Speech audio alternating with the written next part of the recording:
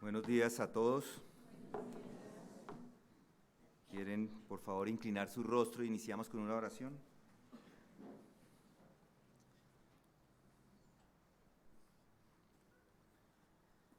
Padre, hoy nos acercamos a ti con el entendimiento de que tú eres Dios soberano sobre todas las cosas, eres el Dios poderoso que pudo hacer una obra que solamente tú podrías, y es la resurrección de tu Hijo Jesucristo. Y hoy, Señor, nos sometemos a ti, reconociendo esa verdad. Aquellos de nosotros que la hemos creído, Señor, ayúdanos a mantener firme esa verdad en nuestros corazones, y aquellos que no han creído, Señor, que este sea el día de su salvación. Utiliza, Señor, estas palabras para aquellos que no han creído, Señor, rindan, doblen sus rodillas y caigan suplicando a ti por perdón y por la vida eterna. Esa es nuestra oración en este día, y es en el nombre de Cristo que oramos. Amén.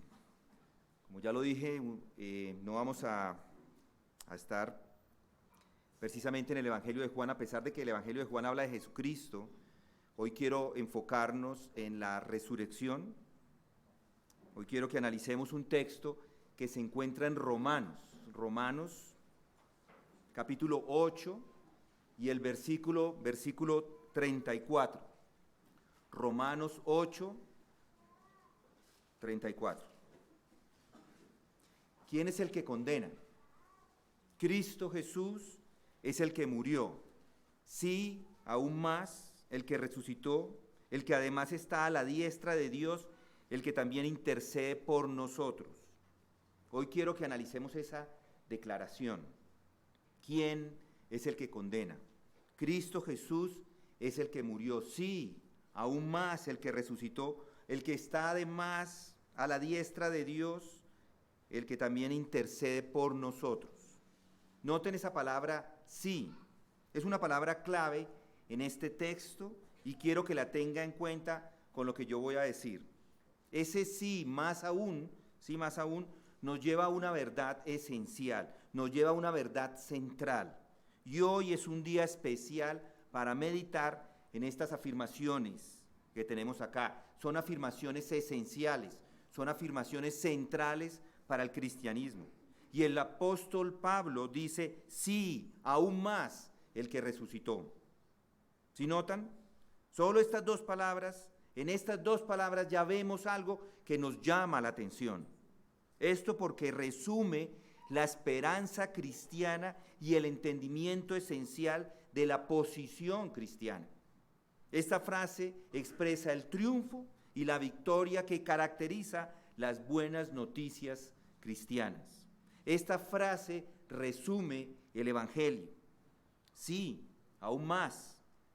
Esa frase nos lleva a la buena noticia que nunca debe olvidar. Y hoy quiero que meditemos en esto, en este día, que estamos celebrando la resurrección de nuestro Señor Jesucristo. Y si lo notan, las palabras de Pablo llevan una nota de victoria, de triunfo. Es como si dijera, sí, aún más, Él resucitó. Es lo que está diciendo Pablo acá. Tiene una nota de alegría, de júbilo. Nadie puede leer el final de los 4 evangelios sin ver esto. Por eso los leímos, por eso leímos esas porciones esta mañana en la lectura bíblica, para que vea esa alegría, el júbilo de la resurrección. Hoy celebramos que Cristo Jesús ha resucitado. Ya el viernes vimos los detalles sobre su crucifixión, la crucifixión de nuestro Señor Jesucristo, y lo que sucedió alrededor de su muerte. Pero algo sucede 3 días después de ese evento, y es la resurrección. De repente, Jesús irrumpe en las vidas de los apóstoles que se encontraban desconsolados por su muerte. Ellos ven a Jesús y se dan cuenta de que Él ha resucitado. Y el libro de Hechos relata su importancia en varios lugares. Y cuando los apóstoles lo entienden, todo cambia para estas personas, todo cambia drásticamente, inmediatamente.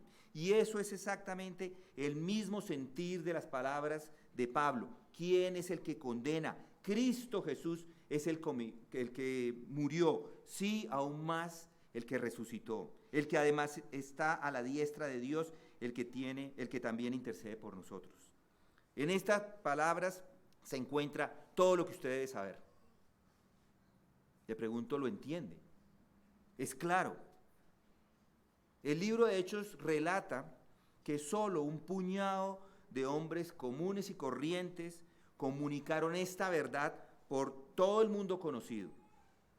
La verdad de la resurrección, por todas las personas que habían en ese momento. Y el libro de Hechos relata la historia, todo lo que sucede, todos los eventos que sucedieron después de la resurrección, después de la ascensión de Cristo. Y allí se ve esa nota de triunfo, de autoridad.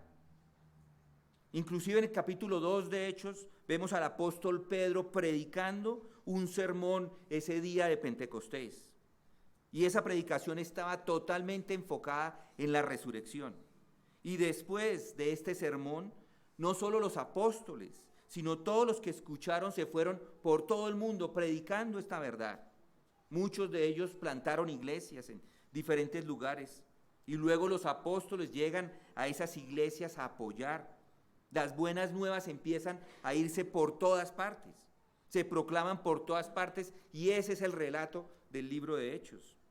Esa es la buena nueva, que Él murió en la cruz, pero no se quedó en la tumba, sino que resucitó. Estas son las buenas noticias. Ese es el Evangelio.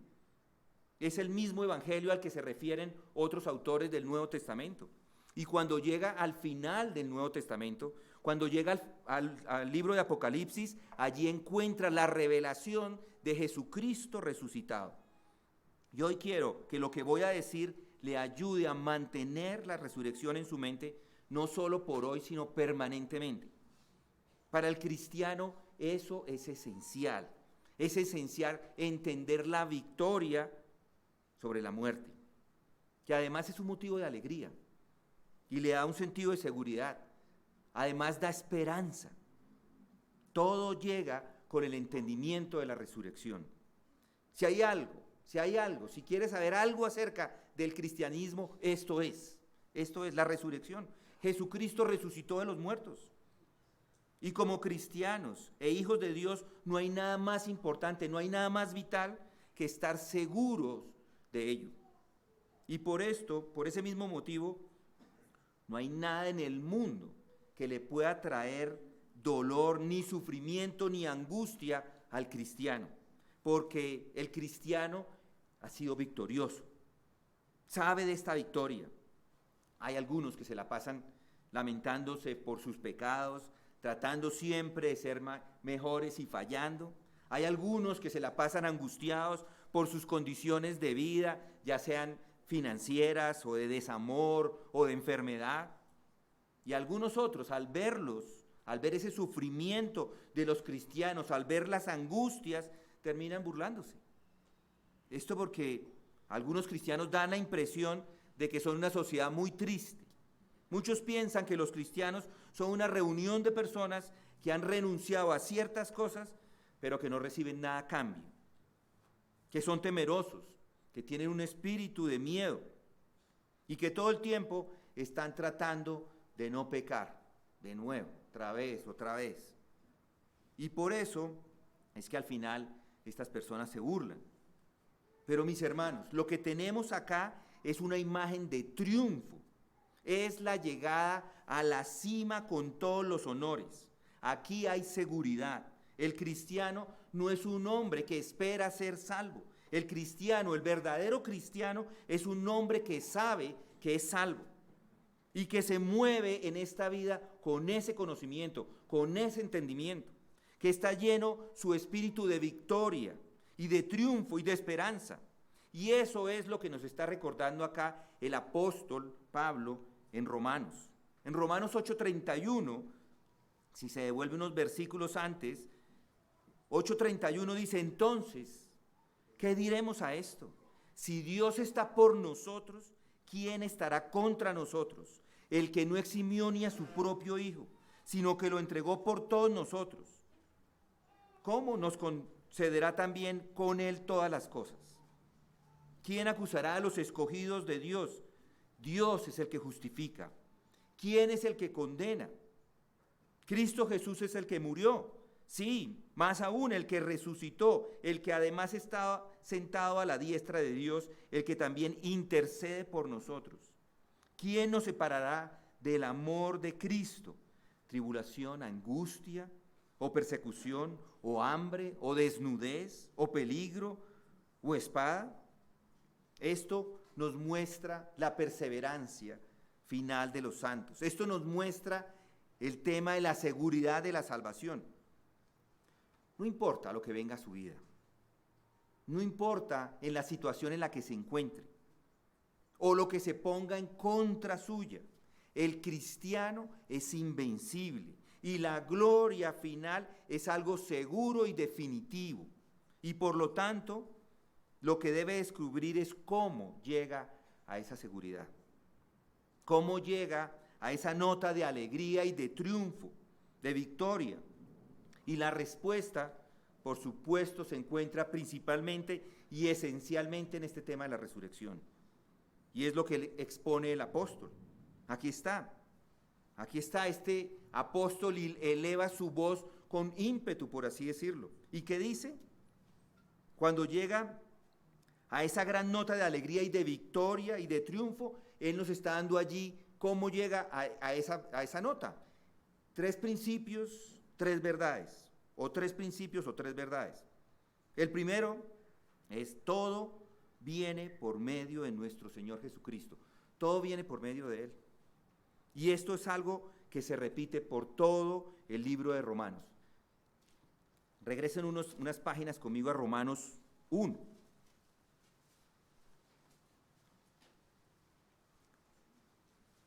Pablo, siervo de Cristo Jesús, llamado a ser apóstol, apartado para el evangelio de Dios, que él ya había prometido por medio de sus profetas en las Santas Escrituras, acerca de su Hijo, que nació de la descendencia de David según la carne, y que fue declarado Hijo de Dios con poder, conforme al Espíritu de santidad, por la resurrección de entre los muertos nuestro Señor Jesucristo.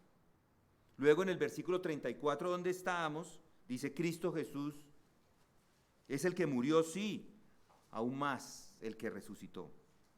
Todo es acerca de esta persona. Todo se trata acerca del Hijo de Dios, nuestro Señor Jesucristo, el que nació de la descendencia de David según la carne, el que fue declarado Hijo de Dios con poder conforme al Espíritu de santidad, por la resurrección de entre los muertos. Todo es por medio de Él. La buena noticia es que Jesús es esencial para la fe cristiana y fue su resurrección la que finalmente convenció. Incluso convenció a los apóstoles mismos de que Jesús de Nazaret era el Hijo de Dios. La resurrección confirma la verdad de que Él es el Hijo de Dios eterno.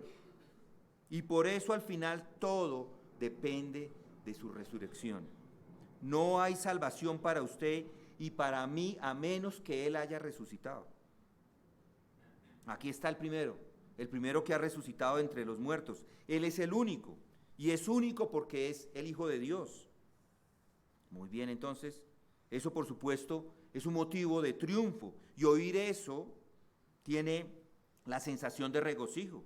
Como cristianos somos personas que creemos y decimos que Dios ha venido a este mundo y ha redimido a su pueblo, y lo ha hecho en y a través de la persona de su Hijo unigénito. Entonces, ¿cómo llega a esa seguridad? ¿Cómo llega a esa nota de alegría y de convicción y de triunfo? Estos 3 principios. El primero es: todo viene por medio de su Hijo, por medio de nuestro Señor Jesucristo. Y lo segundo, todo viene por la obra en la cruz. Todo viene por su obra en la cruz. Y por eso el apóstol dice: ¿quién es el que condena? Lo que está diciendo es: ¿quién puede presentar cargos contra los elegidos de Dios? si su obra lo cubre todo? ¿Quién lo puede hacer? Hay unas exigencias de la ley de Dios y todas están cumplidas, todas se han cumplido en Cristo. Y la justicia entonces es satisfecha con esto. ¿Quién es el que condena? ¿Y ese quién es el diablo? Él es el acusador de los hermanos, pero no puede elevar un cargo, ningún cargo, y no le puede condenar. Y suponiendo que llegase a acusarle de alguna forma, si él llegara a decirle, es que usted es pecador, así él llegue a decirle, es que usted no es más que los otros, es igual a los otros, igual a todo el mundo. Mire lo que debe hacer, es lo que hace Pablo. Cristo Jesús es el que murió. Le puede responder con eso. Él fue a la cruz, al monte Calvario, y allí murió. No le pueden acusar porque Cristo fue crucificado. Esa es su obra. Él fue a la cruz en su lugar. Él murió porque se estaba llevando sus pecados y cargando su culpa a esa cruz. Le puede responder con toda tranquilidad con eso. Él se llevó mis pecados. Si le acusan, todos sus pecados fueron puestos en esa cruz. Y murió porque estaba llevando sus pecados, porque se estaba llevando su culpa. El Señor dijo, así como el Hijo del Hombre no vino para ser servido, sino para servir y para dar su vida en rescate por muchos. Esa es la gran obra de Dios. Y esa es la obra que quita toda la inequidad de todos nosotros. Es Cristo el que murió. Él ha tomado su lugar. Jesús está respondiendo a las demandas de Dios, está respondiendo a las demandas de la ley sobre todos aquellos. Él es el perfecto para todos aquellos que hemos puesto nuestra fe en Él. Ok, eso es cierto. Pero alguno hará la pregunta que surge de estas afirmaciones. ¿Cómo sé en realidad que se llevó mis pecados? ¿Fue suficiente su muerte? ¿En realidad recibió Jesús el castigo de mis pecados? ¿En realidad ha satisfecho las demandas de la ley de Dios? ¿No habría una demanda adicional que se pueda hacer en alguna parte? Esa es la pregunta que el apóstol está resolviendo y dice, ¿quién acusará a los escogidos de Dios? ¿Quién es el que condena? Cristo, Jesús es el que murió, sí, aún más, el que resucitó. Y si notan, no se queda allí con que Él murió. El mero hecho de la muerte de cruz no es suficiente, la muerte en la cruz no es suficiente. Por glorioso, central y vital que sea su muerte, nunca le daría la total seguridad. Todavía podría decir, el peso del pecado era tan grande que lo mató. Demasiado para Él. Y usted no tendría cómo darle una respuesta al acusador.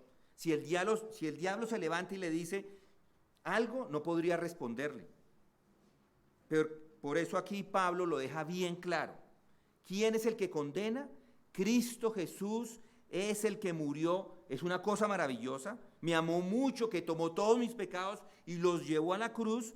Cristo es el que murió. Usted ha puesto todos sus pecados en Él, por decirlo así. ¿Sí? Pero ¿está seguro de su perdón? Y solo hay una respuesta. Sí, aún más, Él que resucitó. Es claro que Él murió, pero Él también resucitó. Y ahí está su garantía. ¿Cómo? Bueno, el apóstol ya lo ha dicho en el capítulo 4 del mismo Romanos. Dice, el cual fue entregado por causa, 4:25 dice, el cual fue entregado por causa de nuestras transgresiones y resucitado por causa de nuestra justificación. Eso es todo. Ahí Pablo está describiendo a Abraham y dice estas cosas. Y no solo por él fue escrito, que le fue contada, sino también por nosotros, a quienes será contada, como los que creen en aquel que levantó de los muertos a Jesús, nuestro Señor. Si creen en Él, si creen en aquel que levantó a Jesús, nuestro Señor, de la muerte, y que fue entregado por sus ofensas, está bien. Pero le digo que eso no es suficiente. El cual fue entregado por causa de nuestras transgresiones y resucitado por causa de nuestra justificación. En otras palabras, la resurrección es realmente necesaria para la justificación, es necesaria para la salvación. El castigo de cada pecado ha sido imputado en él, y él, ¿qué hace? Él lo soportó todo. Y Dios está complacido con esto. Pero para su justificación, es decir, para que sea justo a los ojos de Dios, Cristo es resucitado.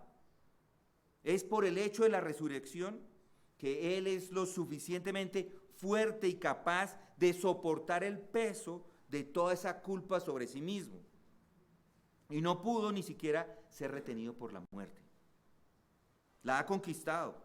Esa es la última demanda de Dios y Él la ha alcanzado. Y por sorprendente que el apóstol, o el apóstol se sorprende, por así decirlo, con estas palabras, y tanto que pareciera que las corrigiera. Dice que Cristo es quien murió. Sí, Cristo murió. Sí, más aún, quien resucitó, los está diciendo de esa forma. Y por supuesto, esa resurrección es mucho mejor. Él está incluso a la diestra de Dios y vive para siempre intercediendo por ustedes. Muy bien, entonces, ¿sí notan la importancia de aferrarse a esto? No debe haber incertidumbre en sus mentes en cuanto a si sus pecados son perdonados o no. La resurrección es la declaración de que Jesús se los llevó. Dios ha tomado todos los malos pensamientos, todas sus malas acciones, todas sus malas palabras, toda la omisión, y los ha puesto sobre Él.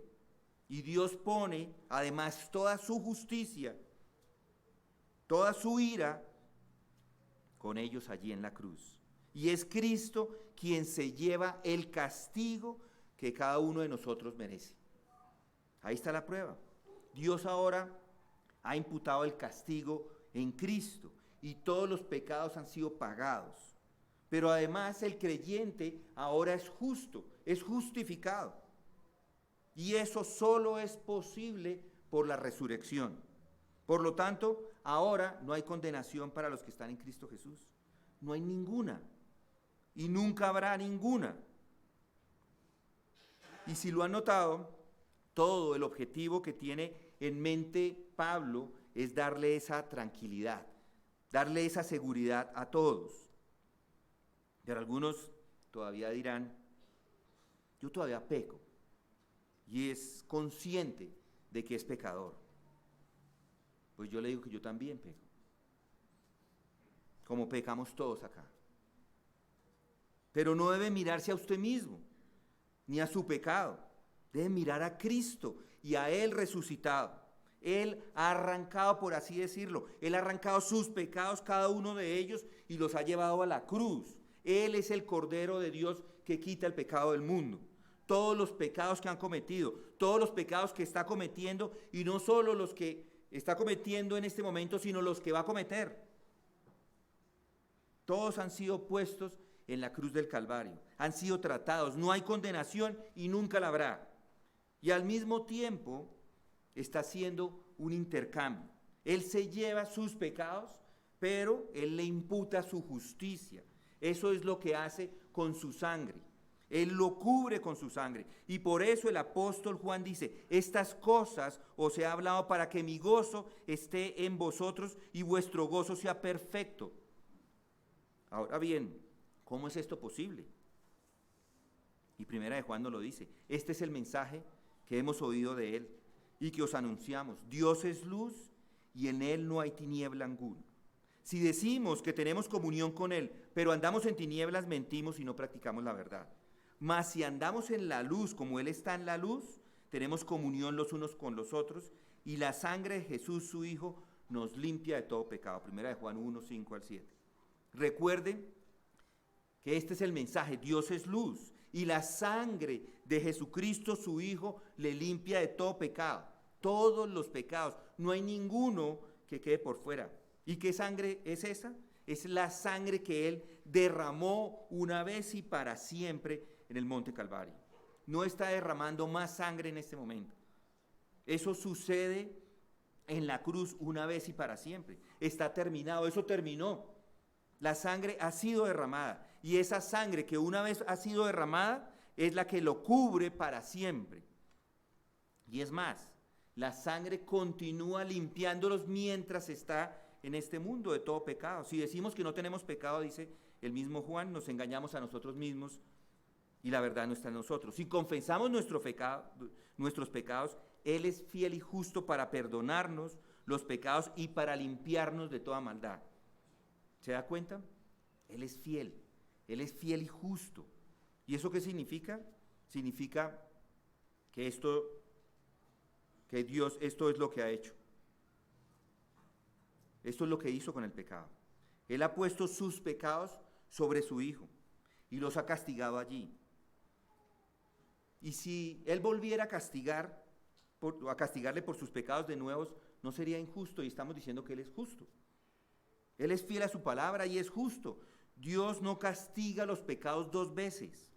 Eso sería injusto. Dios ha castigado todos sus pecados, por lo tanto, y no los va a volver a castigar nunca más. Él ya los ha castigado en Jesús, y Él es fiel y justo para perdonar sus pecados y limpiarlos de toda maldad. Esa es la enseñanza del Nuevo Testamento. Y por supuesto, esto nos llega muy adentro. Yo digo, llega por este gran, poderoso efecto de la resurrección del Señor. Por eso es que hay consuelo. Y esa es la predicación. Esa es mi predicación. Sus pecados han sido puestos sobre el cuerpo de Jesús. Ellos han sido tratados ya allí. Él se lleva el castigo. Él pagó el precio y ahora usted es libre. No hay condenación para los que están en Cristo Jesús. No hay enemigo en ninguna parte en la tierra o en el infierno o en cualquier otro lugar que pueda levantarse y condenar. ¿Quién es el que condena? Cristo Jesús es el que murió. Sí, aún más el que resucitó. Una vez más, ahí está la respuesta. Sigamos al tercer principio. Entonces, ¿cómo llega esa seguridad? ¿Cómo llega esa gran nota de alegría y victoria y de triunfo? El primer principio es: todo viene por medio de nuestro Señor Jesucristo. El segundo: todo viene por su obra en la cruz. Y todo es con el propósito de liberarlo. Este punto es vital y muy importante. El objeto de la salvación es, por supuesto, liberarlos y liberarlos de todos los diversos enemigos. ¿Y cuáles son los enemigos de los hombres? Los enemigos de los hombres son el diablo, el mundo, la carne, el pecado. Y debido a que son pecadores, la ley de Dios misma se ha convertido en enemigo de las personas. La ley les condena. Y el Hijo de Dios vino a este mundo para redimirlos y para salvarlos de todos sus enemigos. Ese es el mensaje que se le dio incluso a Zacarías, el padre de Juan el Bautista. Y lo que hay que confirmar es si todos sus enemigos han sido tratados y han sido conquistados. Y es aquí donde otra vez la resurrección es algo vital e importante. Y al leer las páginas de los evangelios, vemos que Jesús nunca desobedeció y guardó todos los mandamientos perfectamente. Nunca desobedeció a su Padre. Lo vemos tratando con demonios, confrontándolos y echándolos fuera. Lo vemos con un ataque o con un combate mortal directo con el mismo diablo y derrotándolo. Y derrotándolo conquista el mundo. Por supuesto, Él nunca pecó. Y allí en la cruz del Calvario lo vemos de nuevo. Pero hay un enemigo. Hay un último enemigo. El enemigo que será destruido, y ese es la muerte. El último enemigo que será abolido es la muerte, dice 1 Corintios 15, 26. Aquí hay un enemigo poderoso, muy poderoso. ¿Recuerda lo que el autor de Hebreos nos dice acerca de él?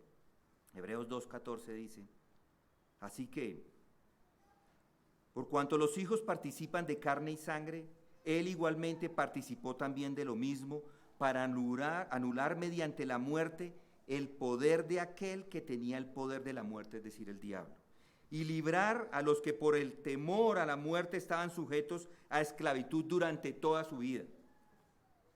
La muerte es el último enemigo. es grande y se los lleva a todos. Siempre está ahí. Es de aspecto terrible y siempre está acercándose cada vez más. Está al acecho de todos. Y toda la humanidad desde el principio ha vivido con temor a la muerte. Toda su vida han estado en espera de ese momento con temor. Incluso el hombre más arrogante del mundo que esta mañana diga es que no le tengo miedo a la muerte, le tiene miedo en su corazón. Muchos, seguro, como yo, entran a un cuarto y salen rápido cuando está oscuro. O hablan duro, o silban, cuando pasan por lugares desconocidos solo por miedo. Pero al final, eso no ayuda con la muerte. Ese enemigo es feroz y los conquista a todos. No importa quiénes sean, ni cuán grande sea, ni qué edad tenga, ni cuál poderoso sea. El último enemigo que le conquistará es su muerte. Aquí está el enemigo que lo derriba y ha derribado a los poderosos y más poderosos que han existido sobre la faz de la tierra. La muerte es el conquistador de todos. Y el autor de este capítulo de Hebreos tiene el conocimiento de que alguien puede liberarlos de la esclavitud y del temor a la muerte. Y ahora puede mirar a la muerte cara a cara y sonreírle. Porque sabe que la muerte ha sido vencida. Aunque es un enemigo poderosísimo. ¿Y cómo la vencen? Ahí está la respuesta. Cristo Jesús es el que murió, sí aún más el que resucitó. Él domina, por así decirlo, la muerte. Él se levantó triunfante de la tumba. Y esto, por supuesto, es el glorioso triunfo que celebra 1 Corintios 15. Capítulo 15. 1 Corintios 15 dice, versículo 53, dice, porque es necesario que esto corruptible se vista de incorrupción y esto mortal se vista de inmortalidad. Pero cuando esto corruptible se haya vestido de incorrupción y esto mortal se haya vestido de inmortalidad, entonces se cumplirá la palabra que está escrita. Devorada ha sido la muerte en victoria. ¿Dónde está, oh muerte, tu aguijón? ¿Dónde, oh sepulcro, tu aguijón?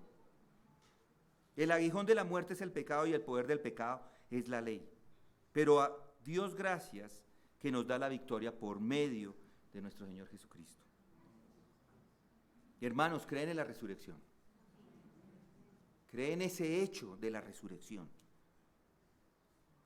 Muy bien, entonces se pararía conmigo esta mañana y miraría a la muerte de frente y le dice, ¿dónde está, oh muerte, tu victoria? Miraría su propia tumba abierta y dice, ¿dónde, oh sepulcro, tu aguijón? Yo le digo que realmente no cree en la resurrección si no puede decir eso. Si todavía tiene miedo a la muerte, amigo mío, si todavía tiene miedo a la tumba, si es creyente no debería temer. Tema, sí, si no es de los nuestros. Porque lo único que le puede esperar es la muerte eterna llena de tormento y sufrimiento. Pero para los creyentes, Cristo ha resucitado. Él ha conquistado la muerte. La muerte es un enemigo derrotado. Él ha traído la vida y la inmortalidad a los creyentes. La tierra es solo una pequeña puerta de entrada que separa esta tierra de pecado, aflicción y vergüenza a esa tierra de puro deleite donde reinarán los santos inmortales. Si usted no ha puesto su fe en Cristo, hoy sería un buen día. Entréguese a Cristo, porque Él es el único que le puede dar entrada, es el único que le puede dar acceso a ese lugar de gozo, de felicidad. Él es el único. Ponga su fe en Cristo, entregue su vida a Cristo. No espere ni un minuto más, porque espera. Muy bien, sigamos adelante. En lo siguiente que dice el apóstol. el que además está a la diestra, en 8:34, de Dios, el que también intercede por nosotros. ¿Qué significa esa parte? Bueno, esto es seguridad. Él, habiendo conquistado a todos sus enemigos, se ha sentado allí a la diestra del poder de Dios. Él está haciendo intercesión por sus pecados. Y eso no significa que Él está suplicando para que puedan sus pecados ser perdonados. Él ya los perdonó. Él lo hizo en la cruz y lo logró cuando derramó su propia sangre. Él no tiene que persuadir a Dios para que les perdone. Dios ya lo envió a Él para perdonar sus pecados. Deshágase de esa noción de que Dios necesita ser persuadido para perdonarlos por las súplicas de su Hijo. Dios lo envió a hacer eso y eso hizo y ya se logró, ya está terminado. Era el mismo Dios que estaba en Cristo reconciliando al mundo consigo mismo. Pero entonces, ¿qué significa? Bueno, si quieres saber lo que significa, simplemente tiene que leer el capítulo 17 del Evangelio de Juan, habla de eso. Él intercede allí por su pueblo y ni una sola vez ora para que sus pecados sean perdonados. Él, por lo que ora Jesucristo, es por su bienestar en el mundo. Él dice, no te ruego que los saques del mundo, sino que los guardes del maligno. Esa es su oración. Esa es la oración de Jesús intercediendo por usted y por mí, pero no menciona nuestros pecados. ¿Por qué no lo hace? Porque ya están perdonados. Eso ya se hizo. Él ora en el versículo 16, dice, ellos no son del mundo, como tampoco yo soy del mundo. Santifícalos en la verdad, tu palabra es verdad. Como tú me enviaste al mundo, yo también los he enviado al mundo. Y por ellos yo me santifico, para que ellos también sean santificados en la verdad. Mas no ruego solo por esto, sino también por los que han de creer en mí, por la palabra de ellos, para que todos sean uno. Por eso está intercediendo. Nuestro Señor conoce el tipo de mundo en el que nos encontramos. Él mismo estaba aquí. Él mismo estuvo acá. Tuvo que enfrentarlo todo.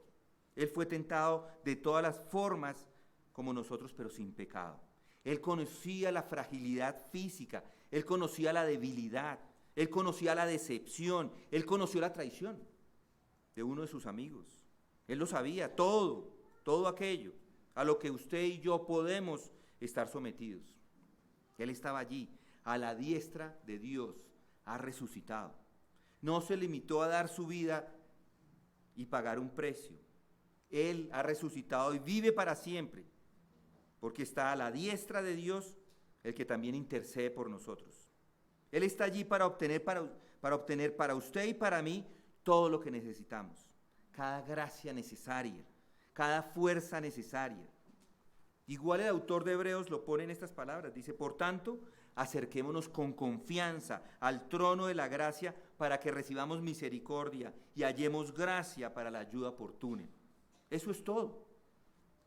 En otras palabras, mi querido amigo, significa esto, que a usted y a mí podemos avanzar por este mundo malvado que está lleno de perversidades, y a medida que recibe todos esos dardos del enemigo, todas esas flechas venenosas del que se opone, a medida que el mundo y la carne y el diablo y el infierno lo acechan, Él ha conquistado todo, Él ha triunfado y ha prevalecido y está allí mirándolos, está velando para que obtenga todo el suministro necesario, todos los tesoros de la gracia y sabiduría que están almacenados en Él.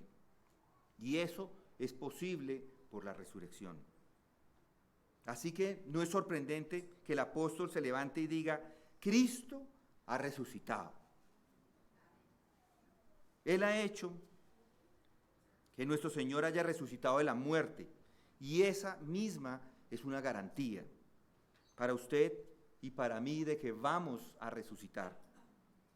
Y no solo resucitaremos, sino que nos elevaremos en gloria. Ahora, mis amigos, eso es maravilloso. Y creo que muchos cristianos modernos están en grave peligro de olvidar esa verdad. tienen una pequeña concepción de la salvación o incompleta.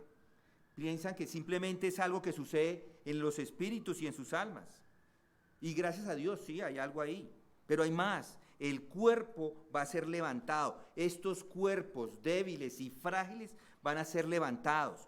Estos cuerpos sujetos al cansancio, al dolor, sujetos a las enfermedades, a las pestilencias, estos cuerpos, los suyos y el mío, que son imperfectos, van a ser desechados. Escuche esto. Este es el gran tema del apóstol en el capítulo 8 de la epístola de los Romanos. Versículo 9 dice: sin embargo, vosotros no estáis en la carne, sino en el Espíritu. Si en verdad el Espíritu de Dios habita en vosotros, pero si alguno no tiene el Espíritu de Cristo, el tal no es de él. Luego en el versículo 10 dice: y si Cristo está en vosotros, aunque el cuerpo esté muerto a causa del pecado, sin embargo el Espíritu está vivo a causa de la justicia.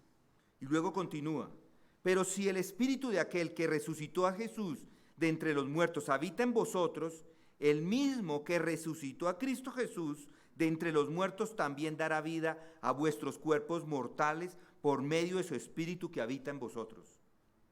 Si el Espíritu de Cristo está en usted, muy bien.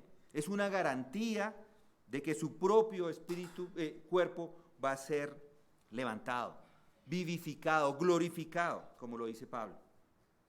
Y luego el versículo 16, también de Romanos 8:16 dice: el Espíritu mismo da testimonio a nuestro espíritu de que somos hijos de Dios.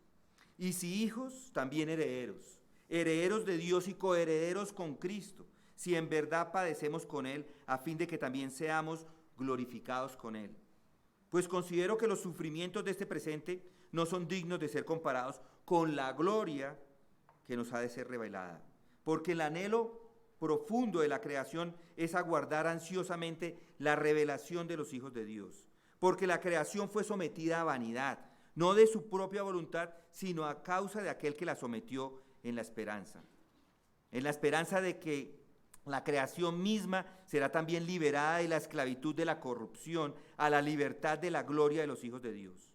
Pues sabemos que la creación entera aún gime y sufre dolores de parto hasta ahora. Y no solo ella, sino que también nosotros mismos que tenemos las primicias del Espíritu, aún nosotros mismos gemimos en nuestro interior aguardando ansiosamente la adopción como hijos, la redención de nuestro cuerpo. Porque en esperanza hemos sido salvos, pero la esperanza que se ve no es esperanza, pues ¿por qué esperar lo que uno ve? Pero si esperamos lo que no vemos, con paciencia lo aguardamos. ¿Qué es esto? Está hablando de la redención del cuerpo, que van a ser resucitados. Ahora bien, hermanos, lo que nos garantiza todo eso es la resurrección de nuestro Señor Jesucristo. Si está en Cristo, son bautizados en Cristo. Han sido crucificados con Él, han muerto con Él, han sido enterrados con Él y Él ha resucitado. Y si ha resucitado, usted ha resucitado y es una nueva persona. Ha nacido de nuevo. Son hombres nuevos. Han sido resucitados con Cristo. Sí, pero incluso su cuerpo va a ser levantado. Todavía no. Esperamos con esperanza que así sea, ese momento. Esa es la redención del cuerpo mismo, pero se está acercando. Hoy es un día más, mañana es un día más cerca a ese momento. Nos estamos acercando cada vez más, y ese es el argumento de 1 Corintios 15. Jesús simplemente es el primogénito, el primero que resucitó de entre los muertos. Él es simplemente el primero en resucitar de entre los muertos, como dice Pablo. Él es la cabeza de la humanidad, de la nueva humanidad. Como Adán fue, por el que todos murieron, así por Cristo todos serán vivificados. Como por el pecado de uno entró y vino la muerte, así por la vida y la resurrección de otro vendrá su resurrección. Este segundo hombre, este último Adán, es Cristo que ha resucitado. Ha resucitado y resucitaremos, y sus propios cuerpos serán cambiados al cuerpo de Cristo, igual al cuerpo de Cristo, como fue cambiado. y serán glorificados, así como Él fue glorificado. Si sufre con Él, también reinará con Él. Amados, ahora somos hijos de Dios y aún no se ha manifestado lo que habremos de ser, pero sabemos que cuando Él se manifieste, seremos semejantes a Él porque le veremos como es, como Él es. Eso es la resurrección. Por eso no es sorprendente que el apóstol, por así decirlo, se levante y así proclame y diga: Cristo Jesús es el que murió, sí, aún más el que resucitó. Por eso usted y yo debemos entender esto, saber que también vamos a resucitar. Y gracias a Dios que ha demostrado Él la resurrección. Y alguno de ustedes que piensa que todavía es más audaz que todos los demás, si usted todavía se ha dejado llevar por sus propios pensamientos o sus propias palabras, yo le pregunto, ¿es eso real? ¿Es eso cierto? Muchos creen saberlo todo, creen los sabiondos de todo, o sea, creen que conocen todo. Lo conocen. ¿Es eso verdad? Recuerde que no hay sino una sola verdad, no pueden haber dos verdades al tiempo. O yo soy un mentiroso o usted es un mentiroso. Hay alguno de los dos que está mintiendo. O Cristo resucitó o Cristo no resucitó. O hay un cielo o no hay un cielo. No pueden haber esas dos verdades de que mi cielo, su cielo, yo. Usted puede estar bien con que piense como quiera. No puede ser cierto. No es posible. No hay sino una sola verdad. Y la verdad es la que tenemos aquí en nuestras escrituras.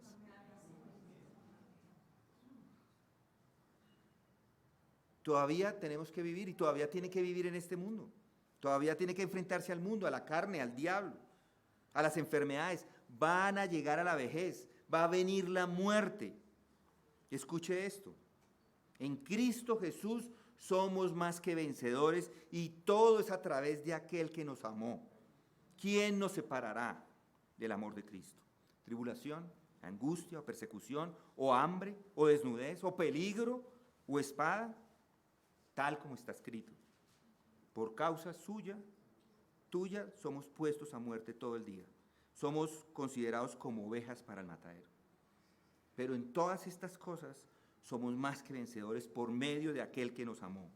Porque estoy convencido de que ni la muerte, ni la vida, ni ángeles, ni principados, ni lo presente, ni lo porvenir, ni los poderes, ni lo alto, ni lo profundo, ni ninguna otra cosa creada nos podrá separar del amor de Dios que es en Cristo Jesús, Señor nuestro. Lo que está diciendo es que no hay ninguna criatura en el cielo, ni en el infierno, ni en la tierra, ni en el mar, ni en las profundidades del agua. Cualquier otra criatura no podrá separarlos. Cree en Jesús. Cree que Él es el Hijo de Dios. Cree en el nacimiento, en su nacimiento virginal y en su encarnación. Cree en sus milagros. Cree en su muerte sacrificial. Cree que Él se llevó sus pecados y el castigo que se merecía. Cree en su resurrección física y literal. Entonces, nada podrá separarlos del amor de Dios si creen esto. ¿Y cómo lo sabe? Bueno, lo sabe de esta manera. Todos estos poderes fueron puestos contra Él. Y cuando fue crucificado, todos pensaron que habían triunfado. Estaban allí llenos de júbilo, de gozo. Dijeron, por fin, lo matamos. Ha muerto. Ha expirado. Ha renunciado a sus intenciones y ahora vamos a enterrarlo. Y lo enterraron y todos dijeron, y fiesta hicieron. Pensaron que habían triunfado, pero cometieron un error. Él se levantó de nuevo. Cristo Jesús es el que murió, sí, más aún el que resucitó. Él ha conquistado a todos los enemigos y al más poderoso de todos, a la muerte. Y por eso la ha conquistado para usted y para mí. Cree en eso. No se turbe vuestro corazón. Creed en Dios, creed también en mí. En la casa de mi Padre hay muchas moradas. Si no fuera así, os lo hubiera dicho. Porque voy a preparar un lugar para vosotros. Y si me voy y preparo un lugar para vosotros, vendré otra vez y os tomaré conmigo, porque donde yo estoy, allí también estaréis vosotros. Está triunfando en Cristo. Ha perdido el miedo a la tumba y a la muerte. Sabe que está destinado a la gloria eterna y a ser como Cristo en su cuerpo. ¿No le emociona esa idea? ¿Le conmueve esa concepción misma? El que tiene esta esperanza se purifica a sí mismo como Él es puro. Si cree en esto, abandone sus pensamientos del mundo, abandone su corazón que tiene en el mundo y viva para Él. Prepárese para esa gloria que viene y sepa que se regocijará con gozo indescriptible y lleno de gloria. Cristo Jesús es el que murió, sí, aún más el que resucitó. Él vendrá otra vez y le recibirá. Bendito sea su nombre. Amén. Vamos a orar.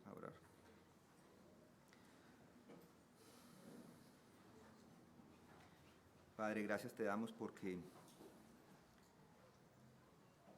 a pesar de ser una verdad que muchos conocemos todavía, es una verdad que apreciamos, que te agradecemos, que nos las muestres, que nos muestres en nuestro corazón